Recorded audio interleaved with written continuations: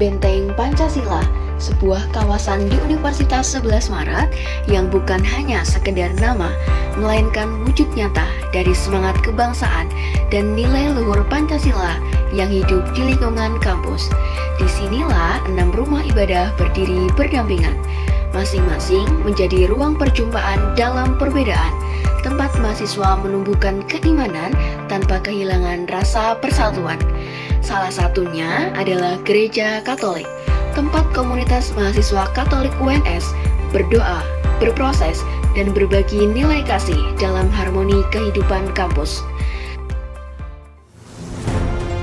Kawin lintas agama iki piye to? Menurut Islam bagaimana, menurut Katolik bagaimana? Itu biasanya kalau Natal itu kita gabungan ya.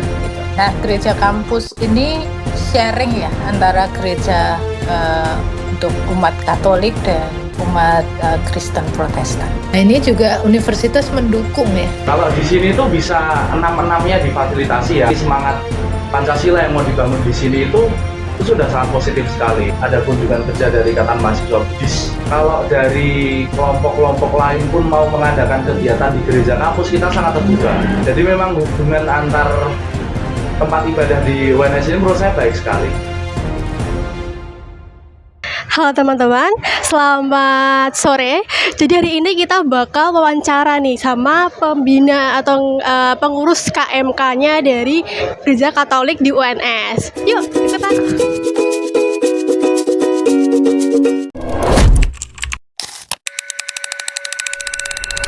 Sebelumnya terima kasih ya Bapak atas waktunya sehingga mau diwawancarakan. Sebelumnya perkenalkan dulu, saya Usman Auluddin dan rekan saya Ardita Laila. Di sini kami ingin melakukan sedikit wawancara terkait sejarah, terus ada peran, lalu juga aktivitas terkait pembinaan kerohanian Katolik di lingkungan Universitas 11 Maret atau UNS ini.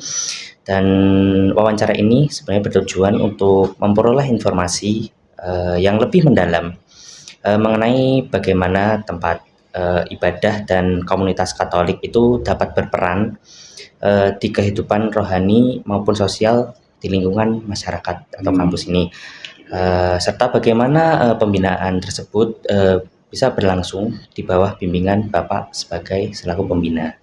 Pak, sebelumnya mungkin memasuki yang pertama itu, bolehkah mungkin sekiranya Bapak itu berkenan untuk memperkenalkan diri terlebih dahulu, mulai dari nama, lalu ada jabatan serta peran Bapak dalam pembinaan kerohanian Gereja Katolik di UNS, Pak. Oke, baik, terima kasih Mas. Jadi nama saya Ignatius Agung Setiawan, dosen di Fakultas Ilmu Sosial dan Politik. Terus kaitannya dengan KMK, Keluarga Mahasiswa Katolik Universitas 11 Maret, saya bukan pembina, saya sudah lengser. Kalau boleh tahu itu sejak kapan ya Bapak itu terlibat dalam kegiatan KMK nih namanya di UNS ini? Iya, namanya KMK, Keluarga Mahasiswa Katolik. Sejak kapan terlibat? Ya terlibat dalam hal apa dulu? Jadi pembina. Kalau pembina itu kapan ya? Sejak 2015. Cukup lama ya. Jadi itu jabatan yang tidak ada berhentinya kalau pensiun. Selanjutnya kegiatan apa saja yang biasanya diselenggarakan oleh KMK dalam rangka pembinaan iman, terus ada kebersamaan atau pengembangan diri mahasiswa? Proker mereka itu ya rutin ya. Jadi biasanya proker mereka yang selalu ada itu adalah misa di kampus. Iya. Itu 1 bulan 2 kali. Itu selalu ada dan itu melibatkan baik mahasiswa, dosen dan tendik gitu. Iya. Itu yang rutin. Kemudian mereka juga ada kegiatan hari-hari besar itu rutin juga, misalnya Natal gitu ya.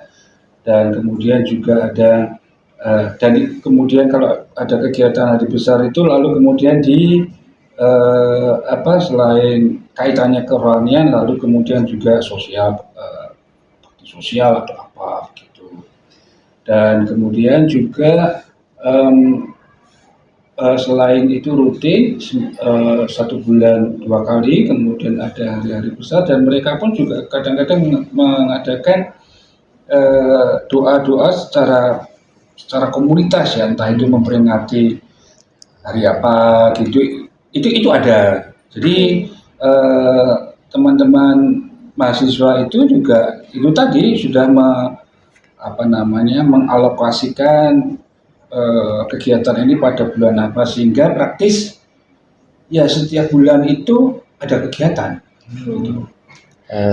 Terkait kegiatan lagi ya Pak, itu sebenarnya jangkauan prokernya di KMK itu apakah hanya melibatkan aktivitas di UNS saja atau mungkin boleh menarik orang dari masyarakat luar gitu, luar UNS?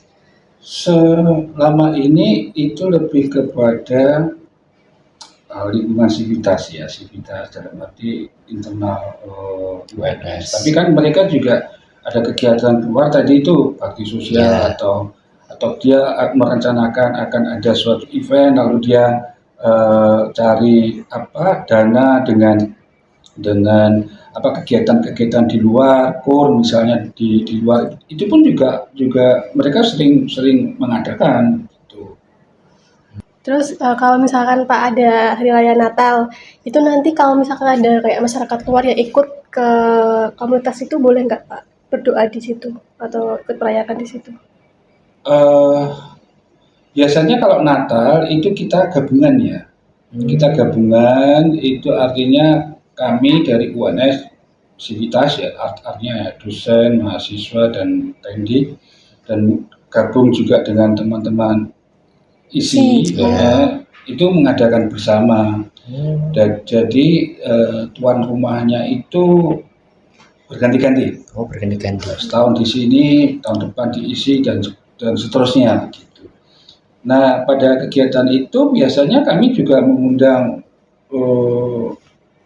bukan yang dari lingkungan kampus, misalnya dari lingkungan kampung gitu dan dari pejabat di Pemkot itu karena biasanya Natalan itu eventnya besar. Iya, event besar. Jadi itu yang kami lakukan dan sering juga itu tadi sudah saya katakan dalam event Natal itu kami juga sering mengadakan itu bakti sosial dalam arti kesehatan gratis atau pengobatan itu terbuka untuk terutama masyarakat yang ada di sekitar UNS. Kemudian sebagaimana yang kita ketahui kan mahasiswa Katolik biasanya memiliki keterikatan dengan gereja di daerah masing-masing Pak. Nah itu nanti saat merayakan hari besar seperti Natal, dalam kondisi tersebut apakah mahasiswa yang berada di UNS itu diwajibkan untuk ikut ibadah ke daerah masing-masing atau mereka itu boleh ikut ibadah di isi itu Pak? Kalau bagi kami ibadah itu bukan kewajiban ya, itu yang kesadaran mereka saja kan. Jadi biasanya kalau pas Natal itu biasanya yang ikut nimbrung ke kegiatan ini adalah teman-teman yang domisili di Solo. Karena yang biasanya kan Desember atau apa itu kan biasanya kan yang luar Solo kan pada pulang kampung. Ya nggak apa-apa. Jadi kalau misalkan ada mahasiswa dia itu terikat dengan gereja di daerah misalkan Banjarsari, nanti dia ibadah di isi itu diperbolehkan. Boleh. Jadi nggak ada keterikatan wajib harus ibadah di gereja masing-masing gitu. Terima kasih Pak. Gusti Allah ada di mana-mana. Baik Pak, selanjutnya apakah KMK di UNS ini itu pernah melakukan kolaborasi atau kegiatan bersama dengan KMK lainnya atau kerohanian lainnya seperti Islam, Katolik atau Buddha atau Konghucu seperti itu? Kegiatan bersama, kolaborasi. Kegiatan itu sering juga ya.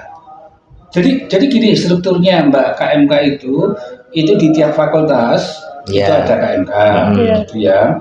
Lalu mereka ini juga bergabung dalam KMKU namanya KMK Universitas gitu. Ya, KMK Universitas pun juga mengadakan kegiatan sendiri dan barangkali yang fakultas juga mengadakan kegiatan sendiri. Nah, kalau kegiatan yang lintas agama Ya. itu juga sering, baik yang di fakultas maupun yang di universitas. Gitu. Itu contoh kegiatannya apa, Pak? Kegiatannya itu diskusi.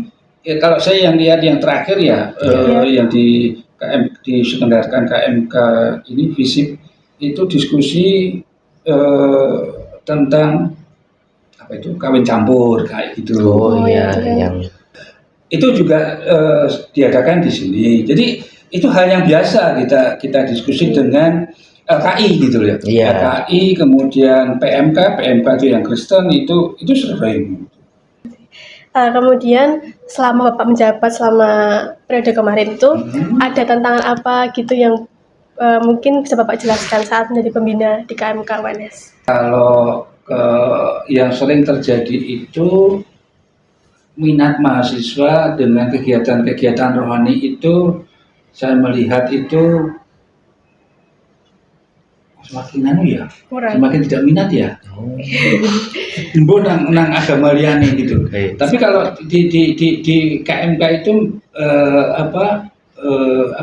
Semakin lama semakin kurang. semakin tidak semakin pengikutnya semakin sedikit.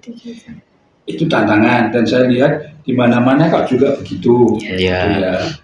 Pokoknya anak-anak itu kalau kegiatan rohani itu nomor 2, tapi kalau kegiatan keluar entah itu kemah atau hiking atau kemana itu nomor 1 kan gitu. Itu di mana-mana tidak hanya Katolik aja. Ini ya fenomena umum itu yang kemudian juga maka sering juga untuk teman-teman KMK itu juga menyisipkan kegiatan-kegiatan tidak seluruhnya rohani tapi yang kegiatan-kegiatan yang profan gitu. Yang seru-seruan gitu ya Pak? Yang seru-seruan gitu. Kemudian apa harapan Bapak terhadap perkembangan KMK di UNS untuk kedepannya? Harapannya gimana? Perkembangan untuk KMK ya kami harapkan itu semakin bisa berkembang dan kemudian juga tapi yang penting itu adalah pendalaman iman untuk mahasiswa-mahasiswa Katolik itu juga semakin mendalam dan itu bisa didapatkan tidak hanya dari KMK saja tapi dia interaksi dengan misalnya dengan di daerahnya atau di tempat-tempat lain yang bisa mengembangkan memperdalam keimanan mereka. Kami yang di KMK itu atau pembinaannya itu hanya membantu saja memberi sarana sarana kegiatan kalau join oke, silahkan kemudian kalau mereka juga punya kegiatan lain ya silahkan juga gitu. Jadi tidak ada kewajiban untuk misalkan mahasiswa Katolik itu harus join ke KMK gitu ya. Wajib atau itu tidak? Secara ex officio ya. Iya. Ex officio dalam arti setiap mahasiswa Katolik itu tergabung dari dalam KMK. Tapi kemudian dia aktif atau enggak itu urusan mereka masing-masing. Mungkin dari kita itu saja Pak. Terima kasih atas kesempatannya. Apabila dari kami ada kesalahan ucapan kata, kami mohon maaf. Terima kasih. Ya. Prof. Ari atas kesediaannya meluangkan waktu untuk kami. Perkenalkan, kami dari kelompok 3, program studi D4 Demografi dan Pertanian Sipil. Pada kesempatan kali ini, kami ingin melakukan wawancara yang bertujuan untuk memperoleh informasi yang lebih mendalam mengenai sejarah berdirinya Gereja Katolik di lingkungan UNS. Untuk memulai wawancara kali ini, apakah Prof. Ari berkenan untuk memperkenalkan diri terlebih dahulu, meliputi nama, jabatan, serta peran Prof. Ari dalam pembinaan kerohanian di Gereja Katolik UNS? Ya, baik. Terima kasih. Adik-adik semuanya, nama saya Ari Probandari, saya dosen di Fakultas Kedokteran UNS. Kemudian saya per awal tahun ini saya diminta untuk menjadi pembina KMK, Keluarga Mahasiswa Katolik UNS, sekaligus menjadi pengurus ya untuk gereja kampus yang ada di UNS. Tapi ya itu masih sangat baru ya, baru awal tahun ini. Baik, Prof. Pertanyaan selanjutnya, apakah Prof. Ari mengetahui sejarah berdirinya kepengurusan di Gereja Katolik? Jika iya, bisa diceritakan terkait sejarahnya. Ya, kalau secara umum sebetulnya tadi ya saya masih sangat baru untuk menjadi pengurus. Jadi kalau sejarahnya mulai tahun berapa gerejanya saya belum tahu, belum tahu pasti tahun berdirinya. Tetapi ketika saya itu menjadi pegawai ya di Universitas 11 Maret tahun 2005, gereja kampus ini sudah ada gitu. Nah, gereja kampus ini sharing ya antara gereja untuk umat Katolik dan umat Kristen Protestan. Jadi untuk pengurusnya juga bersama. Jadi saya bersama ada namanya Bapak Timotius Haryono.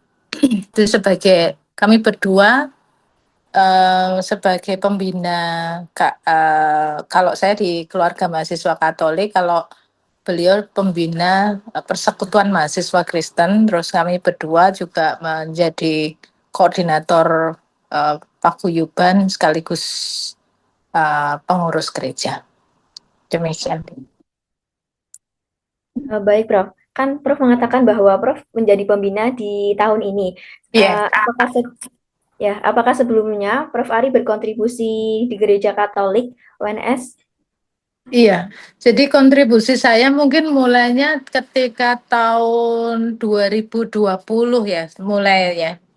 Jadi ketika itu saya diminta untuk menjadi panitia perayaan Natal umat Kristiani. Jadi setiap tahun itu ada perayaan Natal bersama antara UNS dan ISI ya, dan para pegawai yang beragama Katolik dan Kristen Protestan kita bersama-sama menyelenggarakan perayaan itu. Nah, mulainya tahun 2020 saya waktu itu menjadi ketua panitia untuk perayaan itu. Nah, setelah itu kemudian ya secara itulah bertahap gitu saya kenal dengan dengan paguyuban umat Kristiani dan juga organisasi mahasiswa keluarga mahasiswa Katolik, tapi belum menjadi pengurus. Nah, sebelumnya ada namanya Pak Agung Satiawan, itu beliau adalah dosen FISIP, beliau yang menjadi pengurus gereja dan juga pengurus untuk pembina KMK.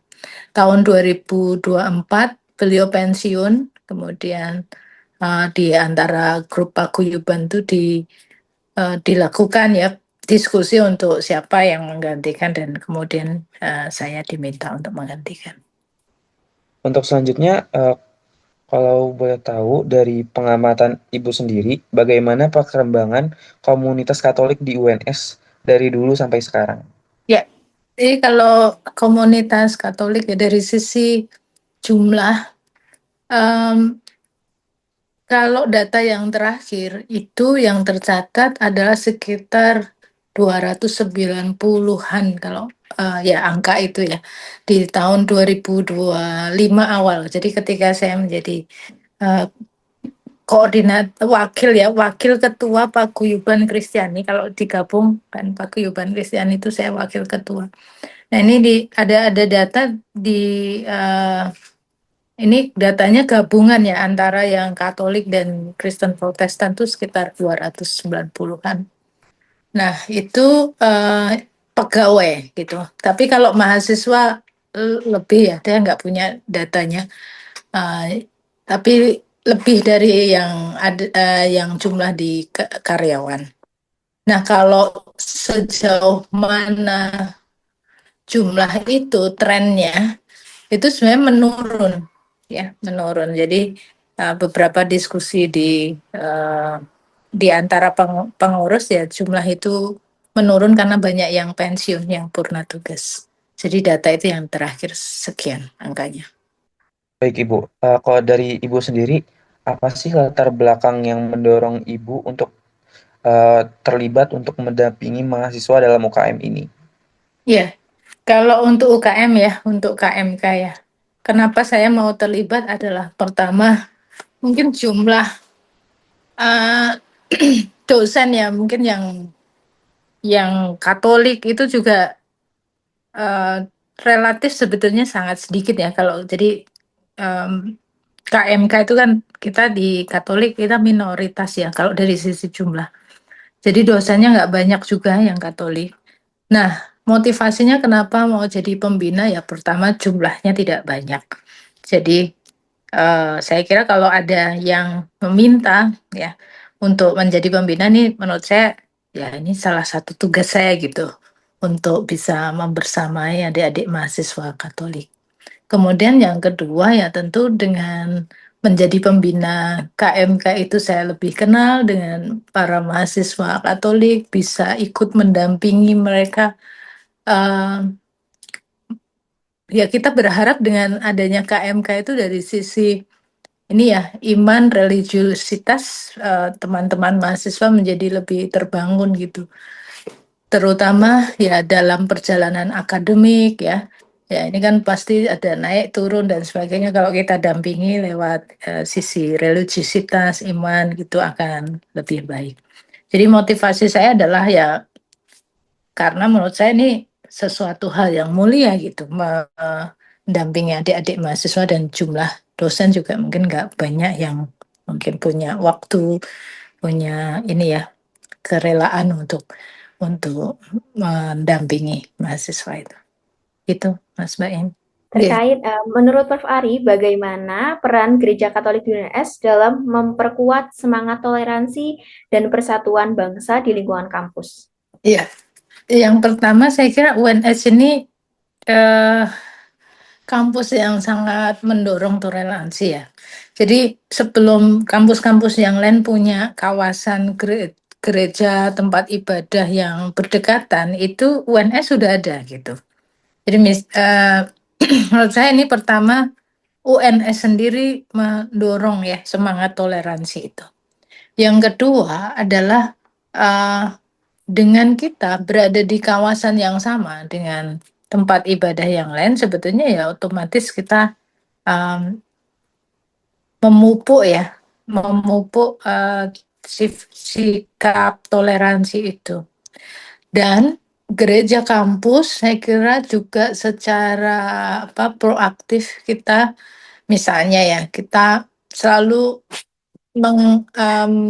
mendoronglah menghargai ya ibadah umat yang lain. Jadi ini termasuk ketika kita menjalankan acara di gereja kampus ya kita harus ngerti gitu nggak boleh ganggu ibadah di tempat yang lain dan sebagainya. Kemudian saya kira teman-teman KMK sendiri juga selama ini sangat-sangat open ya untuk berinteraksi dengan mahasiswa-mahasiswa yang lain dalam dengan kepercayaan yang berbeda. Jadi ya saya kira UNS sudah menciptakan lingkungan itu untuk mendorong toleransi dan kita juga di dalam pembinaan ya di KMK sendiri kita juga mengedepankan bahwa toleransi itu harus kita lakukan. Baik, Prof. Untuk pertanyaan selanjutnya, apa pesan atau harapan Prof. Ari untuk mahasiswa Katolik di UNS dalam menjaga nilai-nilai Pancasila di tengah keberagaman? Ya, baik. Terima kasih. Yang pertama saya kira mahasiswa itu yang Pancasila harus ada di dalam pikiran dan hati masing-masing. Tuh, jadi kita sebagai bangsa Indonesia ya harus menanamkan Pancasila sebagai sebuah mindset ya. Sama ini anak-anak KMK juga harus sama gitu. Menjadi kalau di kami di Katolik itu ada filosofi begini. Ini ada tokoh agama Katolik di Indonesia namanya Monsinyur Sugio Pranoto. Itu adalah uskup pertama ya orang Indonesia, uskup pertama di Indonesia. Dan dia selalu mengatakan 100% Katolik, 100% Indonesia. Jadi artinya orang Katolik ya harus menjalani kepercayaan Katolik itu 100%. Tetapi juga sebagai orang Indonesia 100%. Nah, dengan 100% Indonesia 100% Katolik itu, kita harus menyadari Indonesia itu beragam. Jadi meskipun kita Katolik, tapi kita harus menyadari bahwa ada banyak saudara kita, bangsa Indonesia yang bukan Katolik. Nah, ini sebuah keberagaman yang harus kita akui gitu. Itu ya. Jadi memang kita di Indonesia kita beragam. Kemudian yang kedua adalah sebetulnya kita juga tahu gitu, ada banyak nilai-nilai ya, yang sama gitu, yang antar agama itu sama, nilai-nilai kebaikan yang diajarkan itu sama. Tapi memang setiap agama itu juga mempunyai em, beberapa mungkin detail-detail ini ya unsur dari ajaran yang mungkin berbeda satu sama lain. Nah, perbedaan itu bukan berarti kemudian menjadi penghalang bahwa kita bisa hidup bersama gitu. Tapi justru dengan keberagaman kita tahu bahwa keberagaman itu memperkaya kehidupan gitu. Dan Tuhan dalam ajaran Katolik, Tuhan itu memang menciptakan itu manusia dan alam semesta ini menjadi sesuatu yang unik, masing-masing yang berbeda-beda. Nah, itu jadi ya mahasiswa KMK ya harus menghormati gitu ya ajaran-ajaran yang agama dan yang lain dan mendukung gitu ya.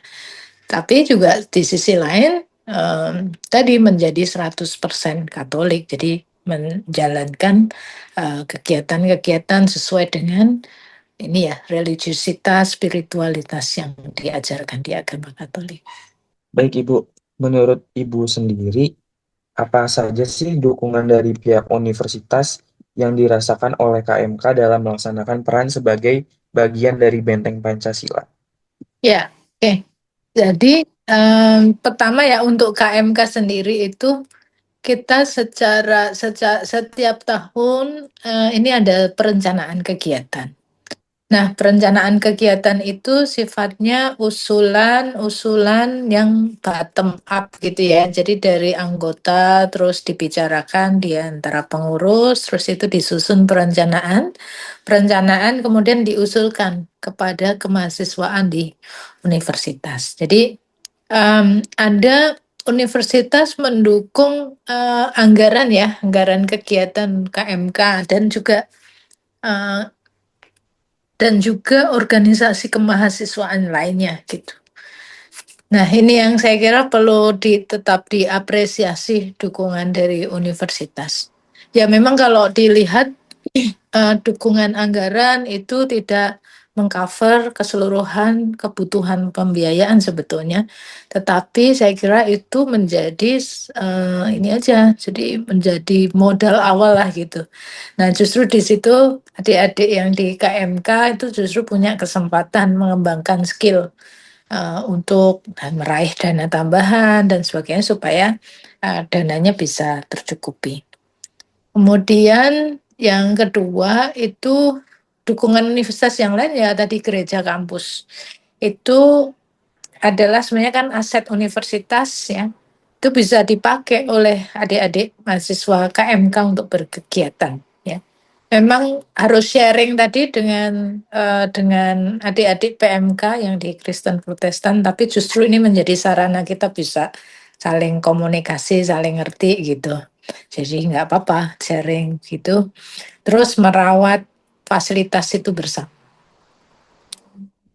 Kemudian yang ketiga saya kira ini ya terutama tadi kalau saya cerita mungkin tidak hanya untuk KMK, tapi juga untuk paguyuban Kristiani yang teman-teman dosen dan karyawan tadi yang Kristen Protestan dan Katolik itu pun dalam setiap tahun kan ada perayaan Natal, Tahun Baru ya. Ini bersama mahasiswa juga. Nah ini juga universitas mendukung ya. Ada pembiayaan ya juga yang diberikan oleh universitas. Jadi itu support universitas kita bisa pakai auditorium gitu kayak di tahun terakhir ini yang untuk perayaan terakhir kita bisa pakai auditorium. Pak Rektor juga bisa datang gitu ya dalam perayaan gitu. Saya kira itu bentuk-bentuk support universitas yang harus diapresiasi ya untuk kami, untuk KMK dan juga Paguyuban Umat Kristiani. Baik Ibu, untuk Ibu sendiri, apa sih harapan Ibu terhadap peran universitas ke depannya? Ya, terima kasih. Ya, saya kira eh, dialog ya. Jadi, tapi ini sudah mulai menurut saya bagus sih gitu yang semakin banyak dialog antara universitas dengan mahasiswa unsur manapun ya dari berbagai eh, kegiatan keagamaan dan kegiatan lainnya gitu. Dialog itu menjadi penting biar ada satu pengertian bersama. Sehingga kan UNS jadi baik, aman ya, kampus yang aman, yang tadi ya toleran itu akan tercipta kalau ada dialog yang baik gitu. Baik antar mahasiswa maupun dengan artinya pimpinan dengan mahasiswa. Nah, jadi ke depan kalau harapan tadi ya dialognya makin intensif gitu. Jadi untuk mendengar sebetulnya kebutuhan dari teman-teman mahasiswa apa yang dibutuhkan sehingga universitas bisa support dengan lebih baik. Baik Ibu, mungkin hanya itu saja yang ingin kami tanyakan terkait KMK dan Ibu sebagai pembina. Sebelumnya kita ingin meminta maaf apabila saat wawancara terdapat pengucapan yang salah. Terus juga terima kasih banyak untuk Prof. Ari atas ketersediaannya meluangkan waktu untuk berbagi pengalaman dan informasi dengan kami. Penjelasan Prof. Ari tentunya sangat membantu kami dalam menyelesaikan tugas mata kuliah kewarganegaraan, sekaligus membuat kami lebih memahami peran dari KMK ini.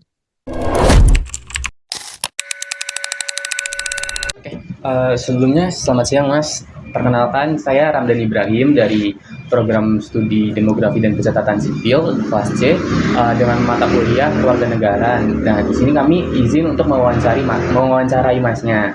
Nah, ini dengan teman saya. Saya Talita Dewa Salma dari kelas C juga.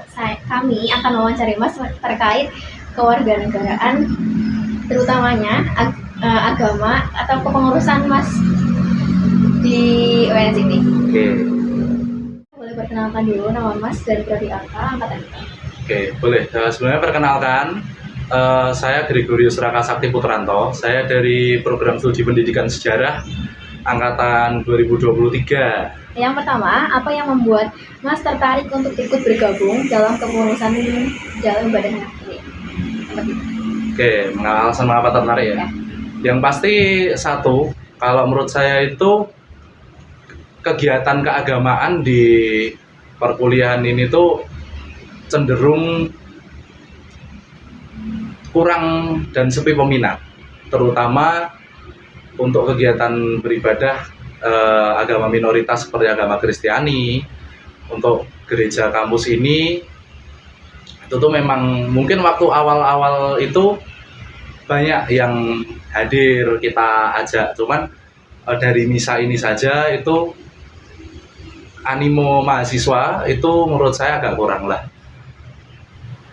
Kalau untuk alasannya sendiri mengapa, sebenarnya saya tertarik untuk terus melestarikan dan mengajak teman-teman untuk mengikuti kegiatan peribadatan di dunia kampus ini. Dan sebagai bentuk pelayanan juga sebagai orang Kristiani, untuk bentuk ibadah juga. Lalu agar kalau alasan sebagai saya orang Kristiani itu untuk senantiasa menyemai iman di masa-masa sulit kehidupan sebagai seorang mahasiswa itu menurut saya banyak tantangannya sekali. Tidak hanya tantangan akademis, tapi tantangan dunia pun juga terus menerus menantang mahasiswa ini. Nah, kalau ada tantangan-tantangan seperti itu, dia masih mau enggak untuk mengikuti kegiatan beribadah lah. Ini saya ikut ini supaya mengajak juga, dan saya juga menemukan rumah kedua juga di gereja kampus ini, bisa menjadi sarana untuk berkumpul teman-teman satu iman, satu komunitas, dan satu panggilan, di mana panggilan kita itu untuk melayani Tuhan seperti itu. Selama Mas bergabung, menurut Mas, apakah tantangan yang Mas katakan itu bisa teratasi ketika Mas bergabung dalam urusan tersebut? Kalau itu kembali ke diri masing-masing ya, tapi kalau bagi saya sendiri cukup lumayan bisa, karena dengan saya bergabung di gereja kampus ini, berkumpul bersama teman-teman, beribadah juga tadi seperti siang tadi, saya tuh merasa ada yang merangkul. Teman-teman itu juga merangkul diri saya sendiri, saya juga berusaha merangkul teman-teman lah. Itu akan menimbulkan yang namanya hubungan positif dan relasi positif, di mana para mahasiswa ini diberikan wadah untuk mengutarakan semua isi hatinya lewat doa-doa, lewat kumpul-kumpul setelah misa seperti ini, diberikan sarana untuk mengobrol. Jadi paling tidak dari selesai acara seperti ini, atau enggak paling enggak setelah pulang dari gereja kampus ini, teman-teman itu bisa membawa hal yang positif bagi diri mereka sendiri, dan syukur-syukur bagi kehidupan di perkuliahan dan bagi teman-temannya. Baik, Mas. Pertanyaan selanjutnya, kan dari Mas tadi, seberapa besar pengaruh atau manfaat dari Mas ikut urgensi ini? Kalau seberapa besar pengaruh, menurut saya besar, karena dengan saya mengikuti KMK ini, yang pasti relasi itu luar biasa yang saya dapatkan. Terus bisa menambah wawasan dan menambah teman bahkan dari luar pulau. Ini salah satu contohnya teman saya tadi itu temanku juga dari luar. Jadi pengaruhnya itu sangat besar mengikuti organisasi ini bagi saya. Tapi kalau bagi teman-teman mungkin berbeda ya intensitasnya ya pengaruhnya. Bagaimana peran tempat ibadah di kampus dalam kegiatan mahasiswa? Oke, kalau peran tempat ibadahnya ini secara fisik ya, itu yang pasti itu menampung kegiatan-kegiatan mahasiswa Katolik, memberi fasilitas juga bagi teman-teman mahasiswa Katolik yang mau beribadah, terus juga memfasilitasi adanya kegiatan KMK UNS seperti yang saya ikuti. Dan kalau perannya itu sih ya, selain di peribadatan juga buat sarana berkumpul, buat sarana kegiatan ya, seperti itu. Kalau buat tempat ibadah ini, itu tuh ada kayak kegiatan lain seperti diskusi, pertemuan, dan pengembangan komunitas gitu atau enggak? Ada. Kita yang pertama sebagai KMK UNS itu pasti rapat-rapat itu pasti di sini. Terus kita juga ada yang namanya forum komunitas, Forkom, ya sudah biasa ya itu ya. Itu kita juga rutin adakan dengan KMK di fakultas, karena kita KMK Univ.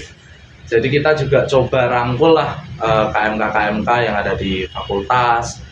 Terus kita juga ada kegiatan-kegiatan lain seperti ini, kita juga buka magang internship buat calon-calon, buat kaderisasi kepengurusan KMK. Itu kegiatannya apa aja? Itu nggak melulu ibadah. Jadi kita di sini ada lomba-lomba, ada acara-acara kumpul, makan-makan bersama juga pernah di sini. Kalau pengembangan mahasiswa paling cuman seputar itu aja sih, karena kita ruang lingkupnya pun terbatas sebagai komunitas Katolik. Buat KMK Universitas sendiri, apakah emang menaungi fakultas KMK fakultas lain? Kalau dibilang menaungi ya, cuman problemnya yang terjadi sekarang itu banyak KMK fakultas yang mati dan cenderung tidak aktif. Seperti contohnya di fakultas saya, FKIP, itu KMK-nya sebenarnya kita juga mau menghidupkan loh, cuman dari pihak fakultas KMK fakultasnya juga tidak memberikan feedback, dan itu dan kita juga mau menaungi tetap. Ada juga beberapa KMK fakultas yang cenderung dalam tanda kutip berdiri sendiri di beberapa fakultas itu ada. Jadi mereka gabung ke sini hanya sekedar pinjam perpus atau mereka adakan kegiatan di sini. Ya sebenarnya tidak apa-apa karena kita di sini kan konteksnya memfasilitasi dan menaungi. Kalau buat di tempat ibadah ini tuh apakah ada hari atau kegiatan keagamaan khusus yang biasanya dirayakan atau dilaksanakan bersama, Mas? Ada, pastinya untuk hari ini Jumat keberapa ini tanggal 24 ini Jumat ketiga ya? Ya, setiap Jumat ketiga itu jam 12 kurang seperempat pasti ada misa civitas. Misa civitas itu apa? Ibadah misa bersama yang itu diikuti tidak hanya mahasiswa, jadi seluruh sivitas akademika yang beragama Katolik itu boleh datang. Selain itu apakah ada hari keagamaan lain yang dirayakan bersama? Hari keagamaan lain, semisal hari keagamaan Kristiani, Natal, Paskah, pasti kita tidak merayakan di sini, karena pasti teman-teman itu kembali ke gerejanya masing-masing bersama keluarga atau jadi panitia di gereja masing-masing. Jadi untuk hari raya besar itu kita tidak ada perayaan khusus di sini. Untuk tadi misa civitas tadi itu apakah bisa dilakukan oleh mahasiswa saja atau bisa dilakukan oleh umum, Mas? Umum, yang penting terdaftar sebagai sivitas akademika UNS, entah itu dosen, entah itu mahasiswa, bahkan kadang karyawan pun kalau yang dia beragama Katolik boleh masuk untuk ikut misa civitas. Kalau untuk warga sekitar di sini? Warga sekitar di sini sepertinya tidak. Dan belum ada juga sih warga Katolik sekitar yang mengikuti misa civitas, belum ada. Mas merasa apakah dalam kepengurusan ini, apakah Mas memiliki tantangan? Dalam contohnya kayak merangkul teman-teman atau apa gitu? Pastinya banyak. Tantangannya sendiri itu ya seperti di organisasi pada umumnya, pada ngilang. Itu sudah pasti. Teman-teman yang, karena kan jadwal kita sebagai mahasiswa itu kan nggak bisa disamakan ya, dan kita juga harus menghargai juga alasan dari teman-teman kita. Kalau untuk alasan nggak datang, alasan apa lah, itu sebetulnya yang menjadi tantangan itu situ. Ketika ada misalnya ada kegiatan seperti ini di misa civitas atau di kegiatan lain seperti doa-doa bersama di sini, itu kalau yang datang sedikit, lah itu tantangannya. Maka di awal tadi saya mengatakan bahwa tantangannya di sini itu adalah merangkul dan menyemai iman di kalangan mahasiswa. Itu susah sekali. Kesulitannya itu di situ. Bagaimana tanggapan Masnya sebagai salah satu pengurus mengenai berdirinya gereja di lingkungan yang dikenal sebagai Benteng Pancasila? Oke, kalau tanggapan pastinya positif ya. Karena gereja kampus ini berdiri apalagi di tengah lingkungan Benteng Pancasila itu bagi saya sangat bagus sekali dan sangat positif, dan juga menarik karena di tengah lingkungan kampus yang mungkin sangat terbuka ini, kegiatan keagamaan masing-masing dari 6 agama semuanya itu diberikan fasilitas. Ini juga menjadi keunikan dari UNS ini ya, karena kalau di mungkin kampus-kampus lain itu yang punya gereja, yang punya masjid besar itu cuma 2 tempat ibadah itu. Kalau di sini tuh bisa 6-6-nya difasilitasi ya, meskipun yang rame cuman paling di Masjid NH, di gereja kampus atas bawah ini mungkin yang betul-betul minoritas sekali seperti Hindu, Buddha, dan Konghucu itu mungkin mengalami kesulitan juga dalam mencari umat. Tapi semangat toleransi, semangat Pancasila yang mau dibangun di sini itu sudah sangat positif sekali. Apalagi UNS ini juga ada di kota Solo ya, kota kecil, tapi punya semangat dan gagasan seperti ini tuh saya sangat mendukung sekali, positif. Menurut Masnya sendiri, apakah keberadaan gereja di kawasan ini sejalan dengan nilai-nilai Pancasila? Oke, kalau sejalan pasti sejalan, karena dari sila 1 dan ketiga kan tadi kan. Ya. Dari sejalan dengan nilai Pancasila dalam arti kita sebagai orang Indonesia itu kita memiliki hak yang sama untuk beribadah, untuk mengekspresikan bagaimana cara kita berinteraksi dengan umat beragama yang lain.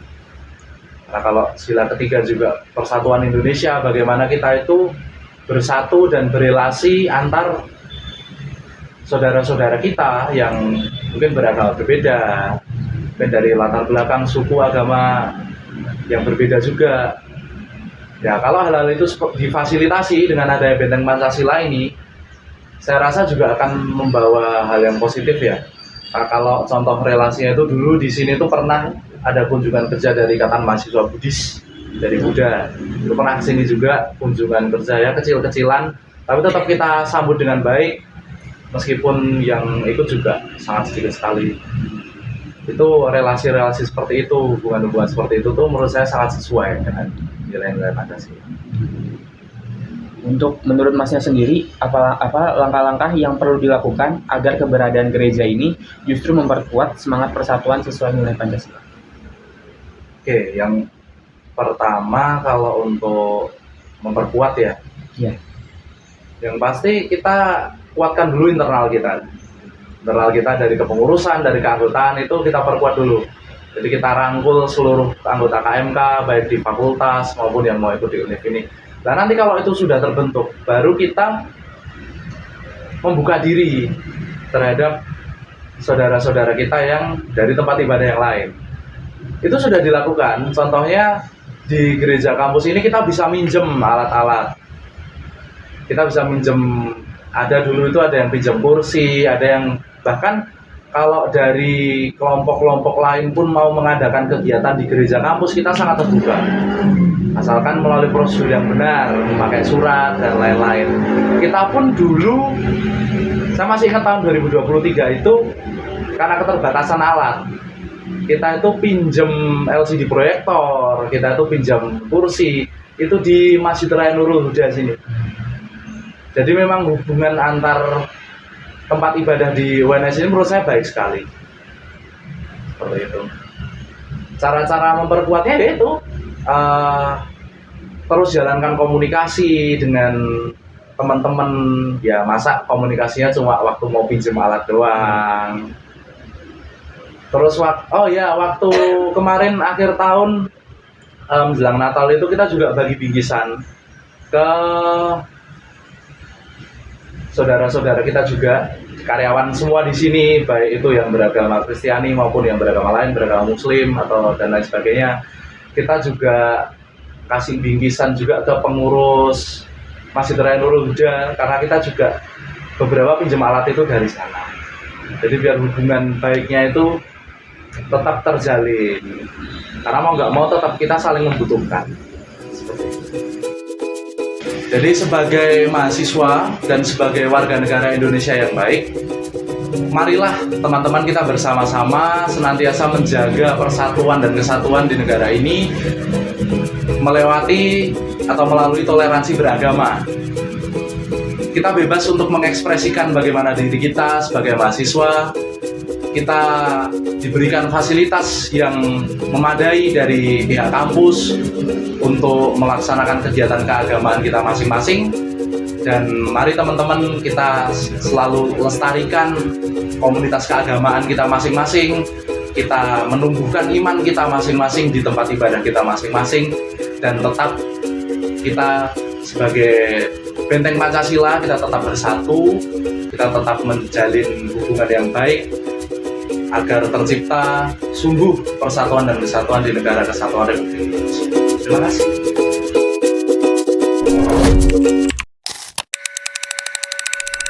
Biasanya itu ruangannya ini buat apa ya, Mas? Kalau ruangan ini tak pegang enggak, Pak ya? Kalau ruangan ini sendiri itu yang pasti karena ini gereja. Ini digunakan untuk ibadah misa kalau dalam gereja Katolik. Terus karena ini juga di lingkungan kampus, di sini itu ada KMK UNS yang menaungi gereja ini. Di sini itu biasa juga untuk rapat. Bisa untuk rapat juga bisa. Kalau ada pengurus itu nanti ada acara-acara seperti fun day dan lain-lain. Itu di sini juga bisa. Jadi lebih ke ruangan serbaguna sih. Lebih ke serbagunanya KMK UNS.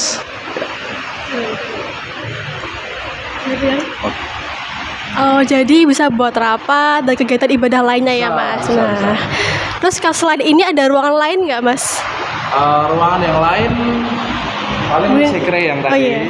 Terus kalau di sini ini ada namanya altar. Oh, altar. Altar.